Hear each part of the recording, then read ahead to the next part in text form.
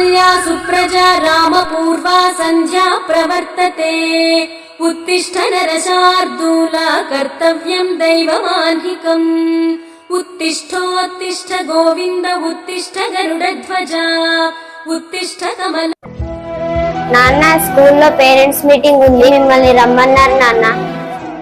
మా నాన్న రానన్నాడని చెప్పు. మీటింగ్ చాలా ఇంపార్టెంట్ నాన్న, రావడానికి అమ్మ కూడా లేదు కదా నాన్న.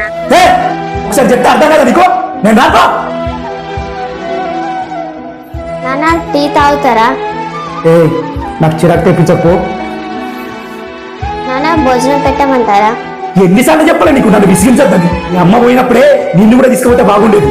దరిద్ర మొహం నాన్న, నా క్వాలిటీ రాక్షసమైనవండి. ఇంకోసారి నాతో మాట్లాడని ట్రై చేసినావు అనుకో, చంపి పడేస్తా.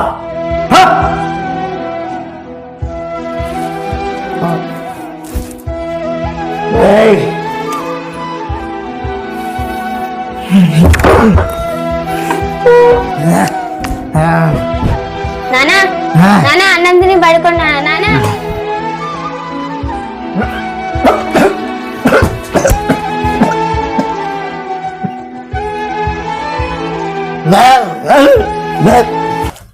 ఎందుకు నాన్న నన్ను ఆశ్రయించుకుంటారు? నేను ఏం పాపం చేస్తున్నాను? కానీ మీరంటే నాకు చాలా ఇష్టం నాన్న.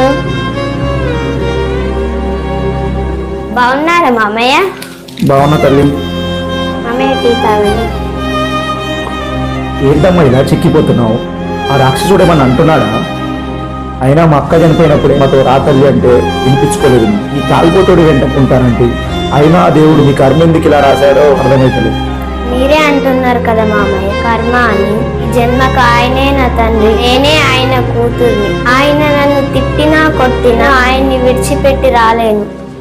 ఆయనకు నేను తప్ప ఎవరున్నారు మామయ్య? నేను చూసినప్పటి నుండి ఆయన చాలా కష్టాలే పడ్డాడు. ఇక తాగడం అంటావా? ఇక తెలియంది కాదు మామయ్య. అమ్మ ఉన్నప్పుడు ఎలా ఉండేవాడో, అమ్మ దూరం అయిందనే బాధలో ఈ తాగుడికి బానిసయ్యాడు.